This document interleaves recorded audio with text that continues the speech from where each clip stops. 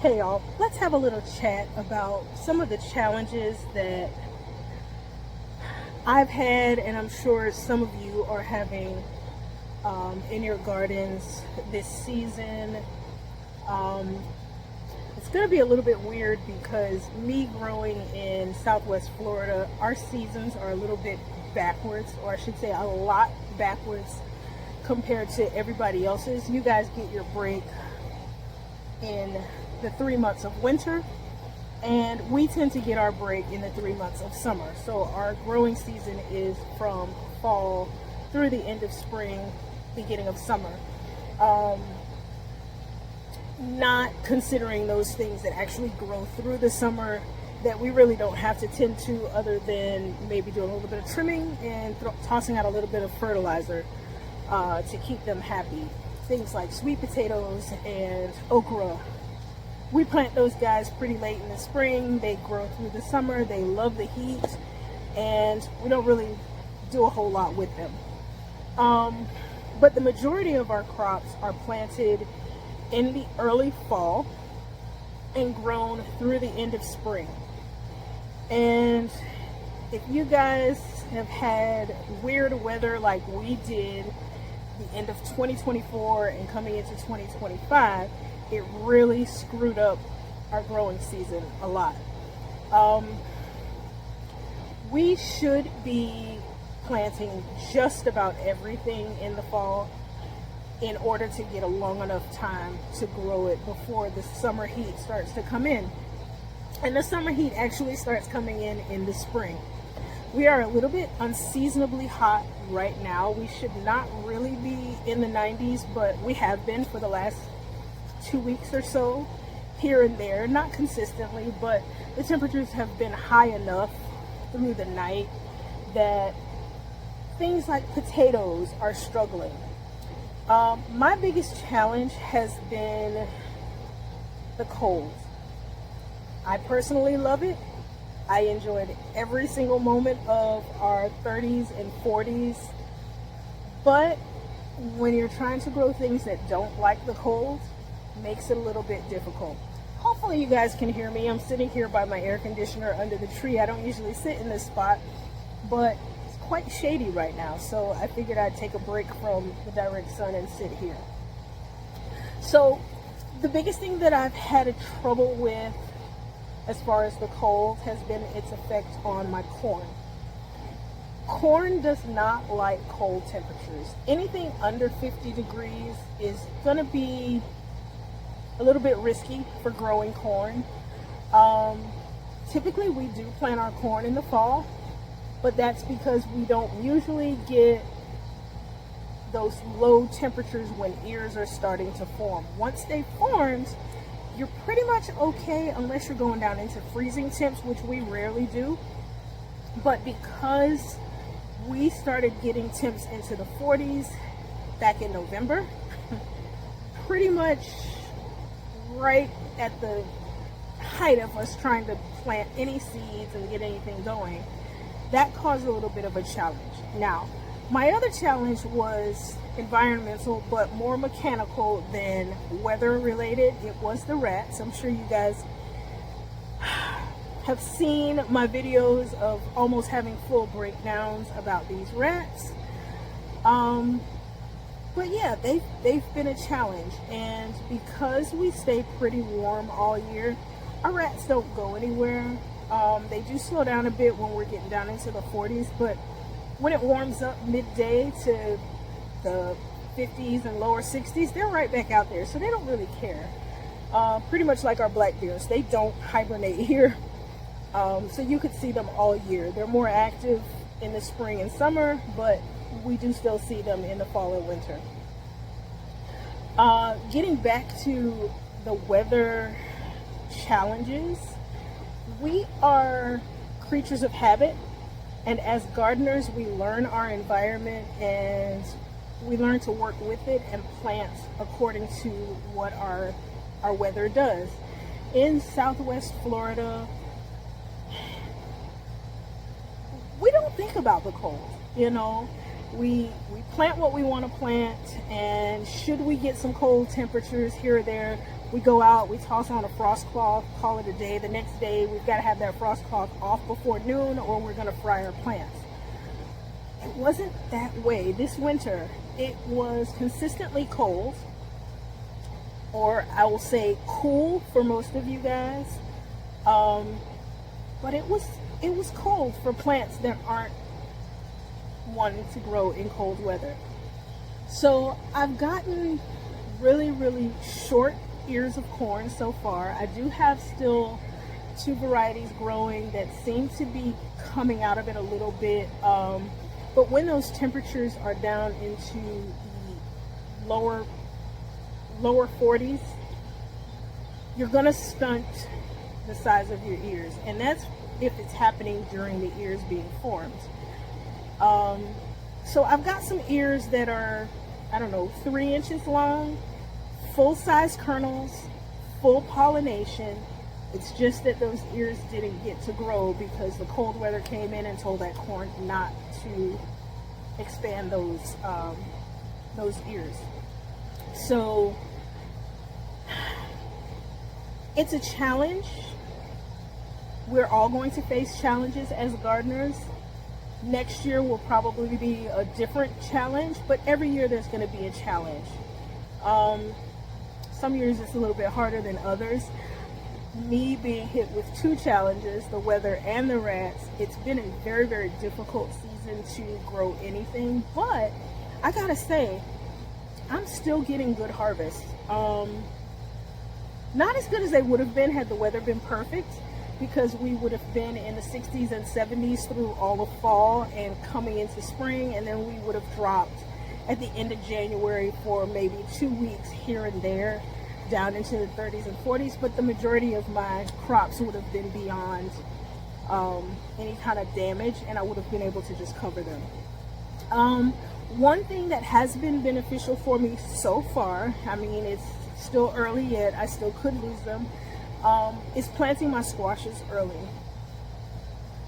It is the most difficult vegetable that I grow, or I should say I attempt to grow, because I don't usually get a good harvest. I may get 1 or 2 squashes, and that's both winter and summer squashes. They just don't do well for us here in my garden, I should say. We can grow them without a problem, but they don't do well for me here because we have so many squash bugs and squash vine borers. By the time it's warm enough for those plants to start to produce, the bugs are out and they are ready for war.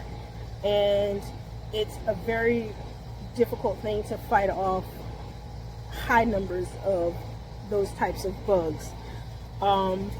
So I usually lose my squash plants long before I get a harvest. So far so good this year. I did replant my squashes in January and got them going, so I do have a few plants that are producing right now.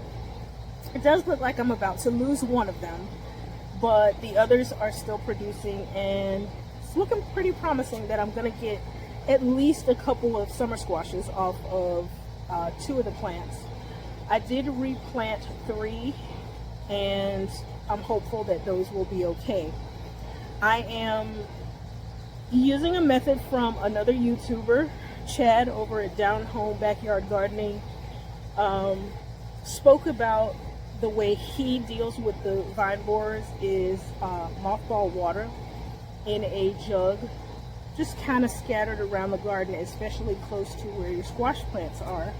And I have been doing that. Haven't seen a squash vine borer yet, but we've only been getting into the 90s for maybe the last 2 weeks.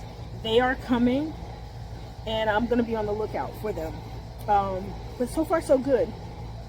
I am not afraid to try an experiment. If it's working for another gardener, I am willing to try it, especially if it's something that's a problem for my garden. I don't know of anything else that's really struggling too much because of the weather. I did not get very many peas because we got a little bit of a false summer in between all of those nice cool temps. So my snow peas were flowering and doing really good, and then all of a sudden it got hot for 3 weeks, and it slowed the plants down. Now, I did get a few snow peas, a couple that I could do some stir fries with. The guinea pigs enjoyed them most. I did enjoy a few as snacks out in the garden like I always do, but I didn't get enough harvest to really say, hey, I'm gonna make a dish with these snow peas. So I'll be trying those again next year. I'm gonna be planting very early again. I will probably start most of my seeds in August.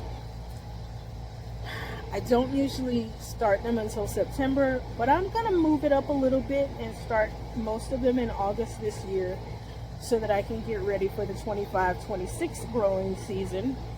And hopefully I'll get better harvest on just about everything.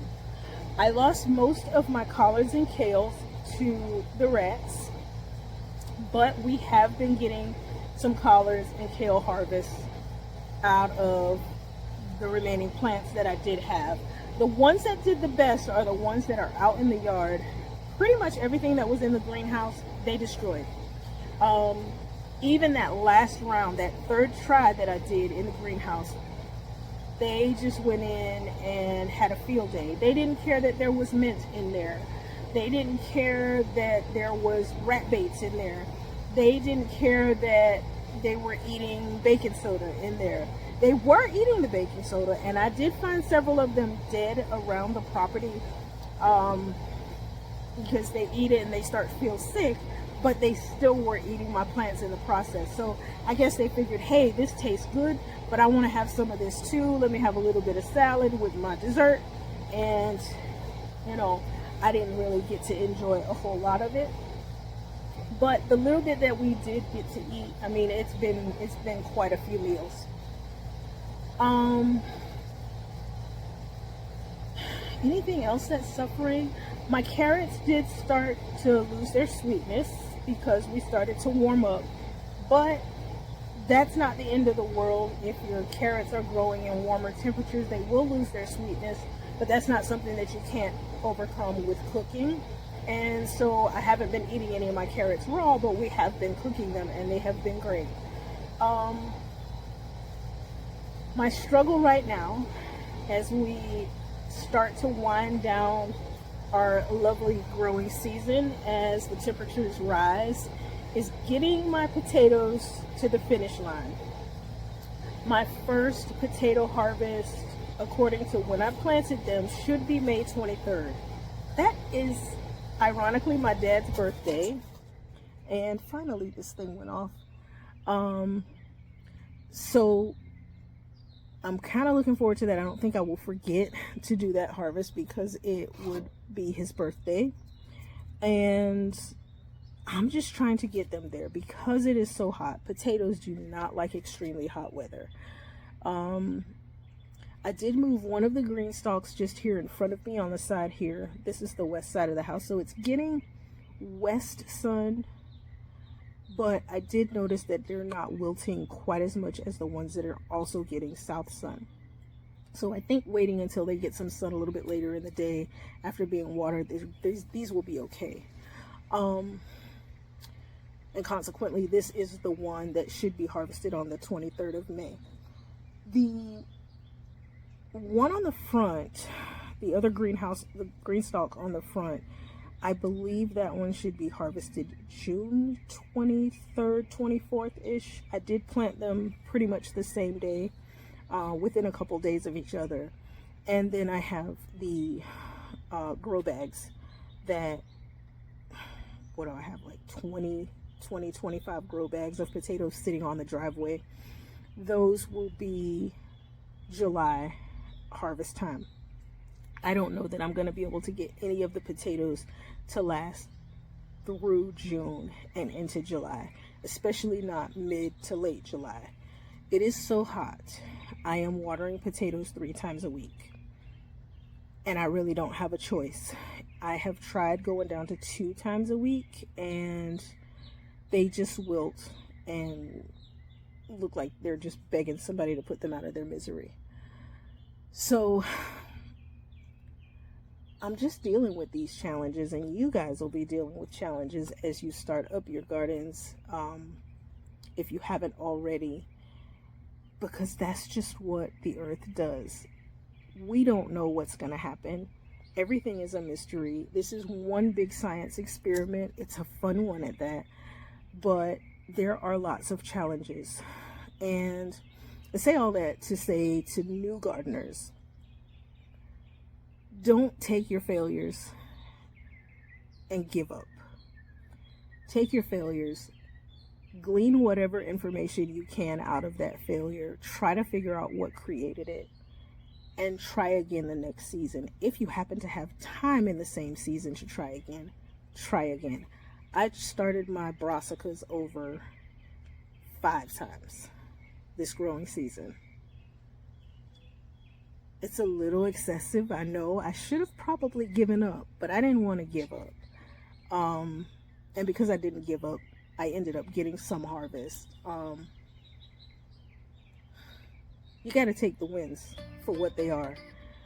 Gardening is fun. Gardening can be challenging.